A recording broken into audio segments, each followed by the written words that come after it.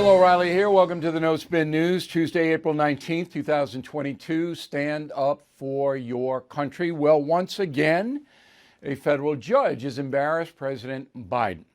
So here's what many Americans don't understand and the media does not tell you. In the area of COVID, this is a public health emergency, COVID. Now, it's subsiding in many parts of the country, and even people who are contracting COVID are getting a much lesser case than 2 years ago. But it is still a public health situation. The President of the United States has overall authority there, so he can issue an executive order about COVID, whatever he would want to do. Now, it can be challenged and overturned by the federal courts if he exceeds his power. But in the case now where a federal judge in Florida has ruled that mask mandates are not valid on public transportation, it is Biden she is going after, not the CDC, as the corrupt media is reporting, and that is the subject of this evening's Talking Points memo.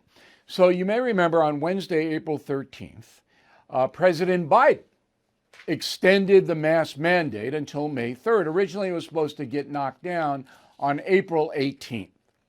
Well, two Americans, and I applaud them, Anna Carolina Daza and Sarah Pope, sued using the Health Freedom Defense Fund to challenge Mr. Biden's extension of the mask mandate. So this is what I told you about the airlines, about violent crime in your neighborhood. Individual Americans can make a difference. So the case got to Judge Catherine Kimball Mazzell in Tampa, Florida, Trump-appointed federal judge who ruled that the ongoing mask mandate exceeds the authority granted to the Centers for Disease Control and Prevention under federal public health laws and was issued in violation of rulemaking procedures. Basically, Congress did not have anything to do with this, and it should have. Now, again, the CDC doesn't really make law. It carries out law, and this is what Biden wanted, an extension. Now, Biden could sign an executive order saying the extension happens, but he did not do that. He threw it into the science. Remember that? The science, one of the biggest ruses of the Biden administration. So anyway, the mask mandate is knocked down, and almost immediately at some airports and on some airlines, masks came off. The minute that Judge Mazzell made the order, boom, it was out. But not everywhere. Because here in New York, the mayor of New York City can mandate masks. He has not taken the order off for the subways and buses. This is Mayor Adams, a new guy. Okay, but in D.C., very liberal town, it's a federal jurisdiction. So the masks are off in the D.C. subway, gone. But the locals can override a federal order by saying, hey, in my area, we got so much COVID that we have to do X, Y, and Z to protect ourselves. So that's where we are. It's kind of chaotic. But this is another example of a federal judge basically embarrassing the President of the United States. Now, you remember that many federal judges try to do that to Donald Trump. Absolutely, it's the same thing. Trying to embarrass him. But it really comes down to what problems are being solved by the Biden administration. Now, I'm a simple man. You all know that. Okay. Give me one. Just one. So a couple of things popping in my head. Inflation. That was caused by Joe Biden attacking the oil industry. There was no inflation under President Trump. Okay. Open borders. That was caused by Joe Biden knocking out Trump's Remain in Mexico policy, which had stemmed mass migration into the USA. So that's two huge ones. Inflation and the border, caused directly by Joe Biden. Surrendering in Afghanistan in that embarrassing fashion, it's speculation, but it could have very well emboldened Putin and Xi in China and the guy in North Korea, right? Could. I mean, we can't say for sure unless those men come out and say, yeah, I saw Biden's terrible performance in Afghanistan, so I decided to cause trouble. And that's not likely to happen. And finally, allowing American Airlines to mislead their customers on a mass level, causing amazing amount of pain and financial discomfort for millions of Americans. And what is Pete Buttigieg, what is the Biden administration doing about it? Nothing. Zero. So apparently, we learned yesterday that the Easter Bunny is now telling President Biden what to do. I know it's a cheap shot, I'm sorry. But wasn't that ridiculous? So Biden's about to answer a question about Pakistan, Afghanistan, the Easter Bunny. He goes, no, come on over here. And there goes Biden right after the Easter Bunny. Now, I don't think it is true that the Easter Bunny has been appointed a national security advisor. I don't believe that's true. But, you know, he had a prominent place yesterday. So what I want you to do is think about this, because I want to be fair. I always want to be fair. If you can think of one problem Joe Biden has solved since he has been inaugurated, and that's coming up now on 16 months, okay? One. Give me one. And you can't say, well, low unemployment, because that was in play before COVID. And now, when everything was shut down and then people are going back to work, of course unemployment's going to be low. That's not a problem he solved. Give me one problem. Fentanyl, heroin, violent crime, anything, anywhere that he solved. And I will read your letter on the air, and we will discuss it tomorrow. Bill@BillO'Reilly.com, Bill@BillO'Reilly.com, name in town if you wish to opine, and that is the memo. So Mr. Biden is off to New Hampshire, the live free or die state today, and he's talking about infrastructure. Yeah. Okay, I mean, more taxpayer money down the drain. That's got to be a $3-4 million trip out there. I don't know what we're getting out of it. Yeah, Biden got some money for infrastructure and, feds are spending it. Okay, I don't see a massive problem-solving mechanism there, but that's where he is. Ukraine update, day 55 of the war. Putin is no rush. Putin is now the most famous person in the world, contemporized, okay? And he's enjoying the attention. He doesn't care how many people killed or what. Why would he care? He's a psychopath. All right, he's evil. He doesn't care. So it's day 55, and Russia now, they're reinvading the eastern part of the country, which is what I think is going to happen. Whenever Putin has to settle this, he'll slice off maybe a quarter of Ukraine and say Russia's going to run it just like they're running Crimea. That's what I think is going to happen ultimately, but I don't know. That's a guess. Okay, so the Ukrainian officials, you can't believe what the Ukrainian officials say, because they're always going to put it in an anti-Putin light. They say that there are no humanitarian corridors for civilians fleeing Ukraine open for the third consecutive day. Maybe that's true. I mean, maybe the Russians are bombing the civilians, but if that were happening, we'd have pictures of it. So I'm not quite sure about that. Supply chain issues have been a catalyst in bringing high-tech manufacturing back to the USA. My tech expert and founder of Brownstone Research calls it the Great Recalibration, and he discusses it in his newsletter, Near Future Report. For the past 35 years, he has helped his subscribers safely navigate volatile times, and he also answers your most pressing questions, like how to protect your money from inflation. What are the implications of a new digital currency and the Great Reset? What will the Fed do with interest rates? And what is expected from the stock market in 2022? Brownstone Research has been at the forefront of nearly every major market move for the past 35 years. Let Jeff Brown help you by signing up for his newsletter today at a 75% discount. It's a 12-month subscription for only $49. Please go to jeffbrowntech.com. jeffbrowntech.com. jeffbrowntech.com. Now, there's an interesting new podcast that has caught our attention. It's called The President's Daily Brief with a guy named Bryan Dean Wright. Okay? So Mr. Wright is a former CIA guy. And he takes a different point of view on many important issues. Here's what he said on yesterday, I guess it was, about Ukraine and the USA. Go.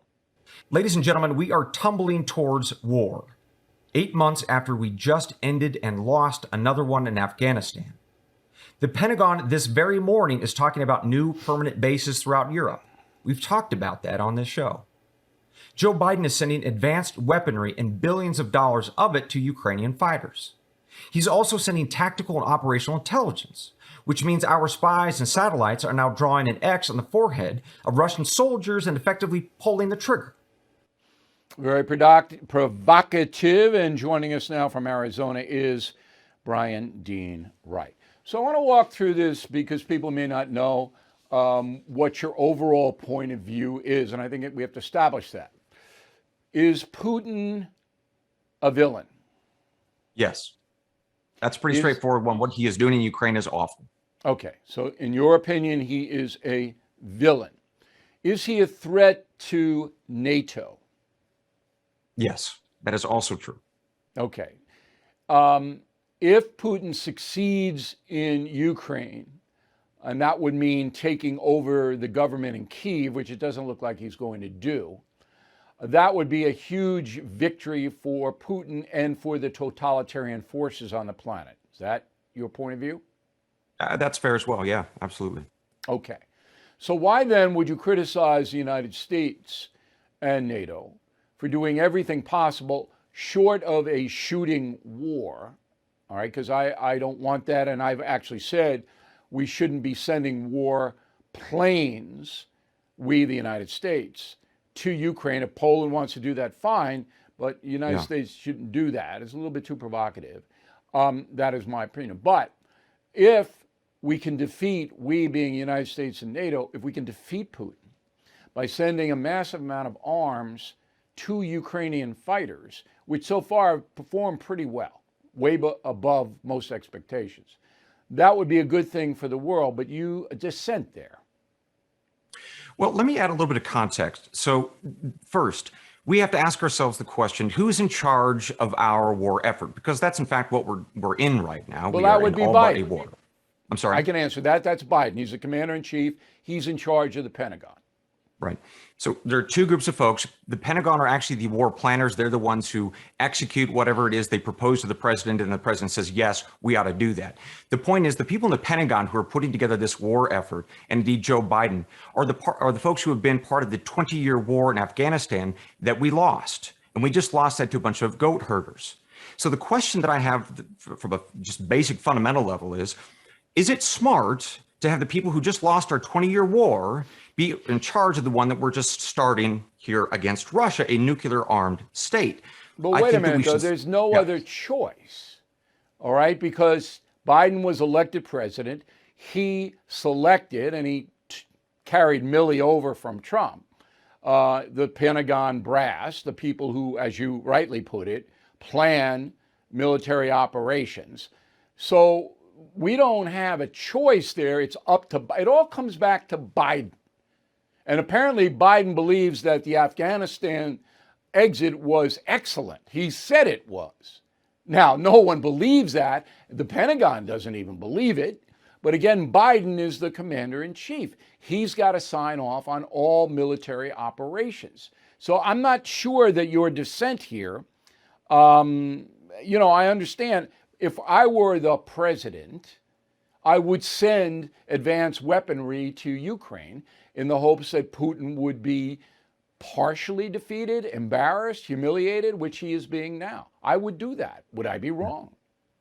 So the second piece is this: beyond our own internal capacity, I don't think that we should disregard that question. But let's move on to the second piece, which is this. What is Putin and his war hawks in Moscow? What are their red lines in terms of what we do that would then offer up a degree of retaliation, right? That's the other question that people in the Pentagon and the CIA and indeed the White House are wrestling with. I believe very, very strongly that when we move from more traditional, more conventional weaponry, which I support sending to Ukraine, because that will bog down Putin, that should be the goal, because that will force him into some degree of diplomatic conversation, especially if we can bring the Chinese on board with that. I think that's how you solve this. When you start moving beyond that, advanced weaponry, tactical intelligence, when we basically are puppeteers of Ukrainian fighters and we are all but pulling the trigger, now we start tiptoeing up. In fact, we start crossing that red line in Moscow to they say, look, we are now going to respond likely in an asymmetric way, which is just a fancy way of saying cyber attacks, very serious cyber attacks, or they're going to start physically attacking, killing soldiers abroad, personnel abroad, etc. So then we as a country should be asking ourselves this question: are we ready for that kind of asymmetric response? Are people ready? Are families ready? Are our communities, our businesses ready? I don't think anybody can answer that question. I can't, look, Americans don't want to shoot war with Russia. Nobody wants that. And as far as a red line is concerned, it's whatever Putin wants the red line to be. Putin can fabricate any kind of scenario he wants. Even if we didn't send sophisticated weaponry or didn't give the Ukrainians intel from our drones, Putin could say we did. He could make up anything he wanted to make up. So I don't think you operate out of a sense of fear of Putin and Russia at all. All right? You basically try to give the Ukrainians as much intel and weaponry as you can that the American people would support, and so far they're supporting our weaponry to them, without, an invasion by the Baltic states or some crazy thing like that.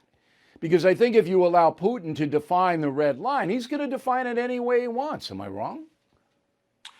No, look, he's an old spy. He understands there's a gentleman's game in all of this. He bogged us down in places like Afghanistan. So he knows that we're going to supply some degree of probably conventional weaponry. He knows that. He's going to probably blow it up or try to. He has done that.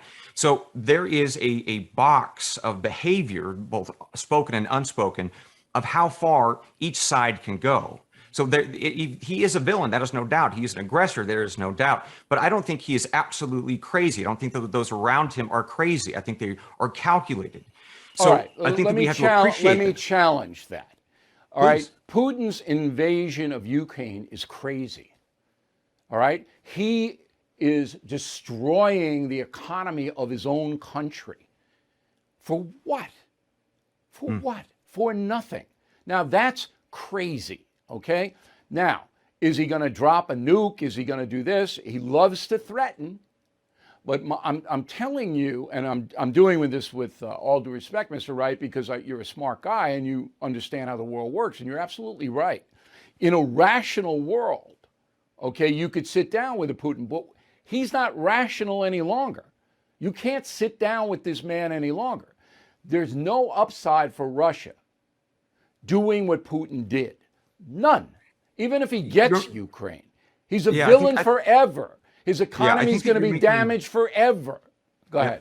Look, Bill, I hear your point, and I understand the argument, but we're making an assumption there with that argument, and that is he's an irrational actor. So unless I see high confidence intelligence that tells me that's true, I'm going to assume that there is still a degree of rationality both inside the Kremlin. Do you think it was rational for him to invade Ukraine? Is that a rational act of a responsible leader?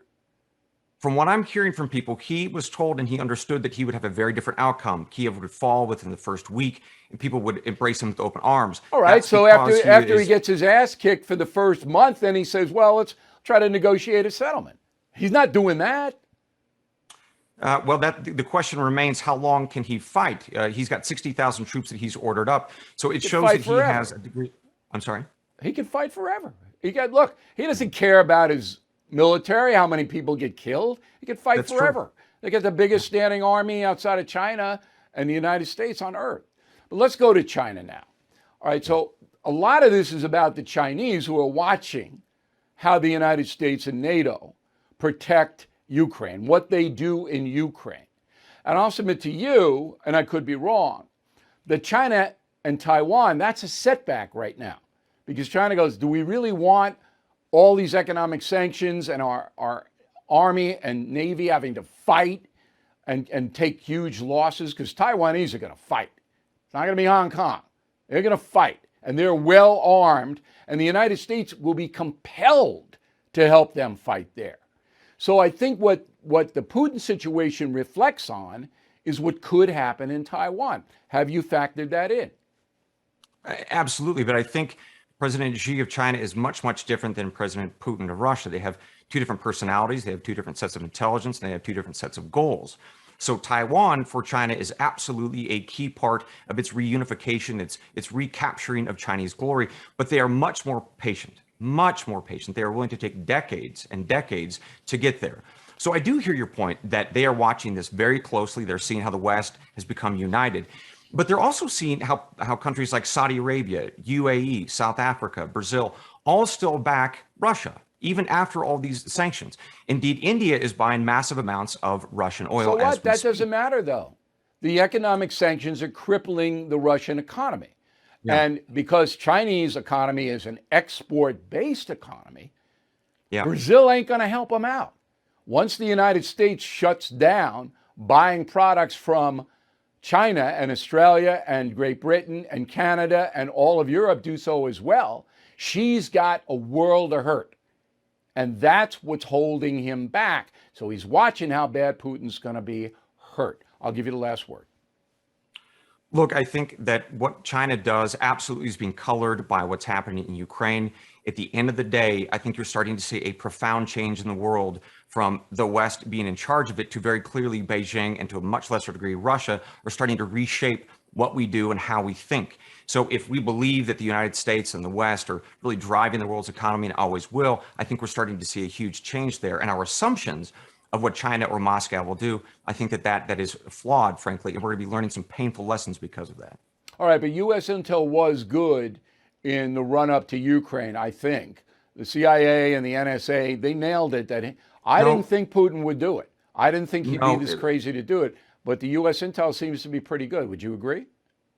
No. If you recall, Joe Biden said to President Zelensky that he should effectively step down and he should leave. From people I've talked to within the community, they did not think, that Putin would do it, right? So, in fact, he did do it. We released a bunch of intelligence, very low quality. Turns out all those were what we would call rumors or guesses. It was just largely gossip. So the intel community got it wrong. But I will say in their defense, Putin threw out the playbook. They went against a lot of their own internal ways of fighting. So they assumed that they would be welcomed as liberators. So in other words, the U.S. intelligence community thought that the Russians would do as they have done in the past. They didn't. And my goodness, the Russians blew it completely. And thank God for that. Yeah, and I hope we can accelerate it. Mr. Wright, thanks very much. The podcast is a President's Daily Brief. Where can people find it? Apple Podcasts, Spotify, all of that? On all of them. Okay. And we'll talk again, I hope. Thanks for taking the time. AMAC, the Association of Mature American Citizens, is the leading conservative advocacy and benefits organization in America. I am an AMAC member, and you should be too. AMAC gives you access to exclusive benefits, insightful takes on today's news, and a magazine full of uncensored content that you will not find anywhere else. Most importantly, AMAC is working tirelessly to preserve the freedoms enshrined and secured by our Constitution. AMAC has become one of the most impactful organizations in America because more than just talk, AMAC gets things done. They are pushing back against the efforts to defund our police, weaken the borders, and replace your freedom with government control. But they need your help. Stand with me and more than 2 million patriots and join AMAC today at amac.us. That's AMAC.us. amac.us, and tell them O'Reilly sent you. Okay, final thought of the day. Roll that tape. ESPN2 last night reran the 2021 Corgi Races. It's held in Auburn, Washington. Look at those Corgis. Look at them. Holly the Terror Dog was stunned and shocked. She felt that they were being exploited, even though I exploit Holly on BillO'Reilly.com. These Corgis ran around. And this is according to dailypaws.com. Angus, the Corgi, won the race. Now, Corgis are the cutest dogs in the world, but before you run out, number one, they're not easy to get in the United States, purebred. They're all over Wales. That's where they come from. But here it's hard. I had to go to Georgia to get Holly the Terror Dog. And I think she resents it to this day that she's not down there. But anyway, they're very nice dogs, but they shed. So along with buying a Corgi, you have to buy a giant vacuum cleaner and follow the dog around. I have never in my life, and nobody told me. My kids wanted a Corgi. So, all right, I don't know Corgis. I don't know they're shedding.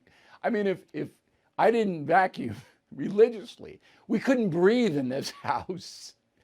But they are adorable dogs. There's no doubt about it. And when I saw that Corgi race last night, hey, Holly, come on, watch this. Holly, nope, not watching my brethren be exploited. Anyway, thank you for watching and listening to the No Spin News this evening. Tomorrow, Bernie Goldberg. Can the American media ever come back? We'll see what Bernie thinks, and we'll see you tomorrow. If you are stuck in a timeshare and you haven't called Lone Star Transfer yet, what are you waiting for? Lone Star Transfer has helped more than 16,000 happy customers. They are family-owned, have a 99% success rate. Their process is done legally, ethically, and quickly. I mean, does it get better than that? The team at Lone Star Transfer will keep you informed every step of the way until you are legally and permanently released from your timeshare. So don't pay another penny for a timeshare you don't use. Get peace of mind today with Lone Star Transfer. They guarantee the release of all liability to your timeshare in writing and in a specific time frame. Give Lone Star Transfer a call for a free no-obligation consultation. 855-551-7066, 855-551-7066, or online at lonestartransfer.com. Bill O'Reilly is back on TV and only on The First. No Spin News, every weeknight at 8 p.m. Eastern, only on The First.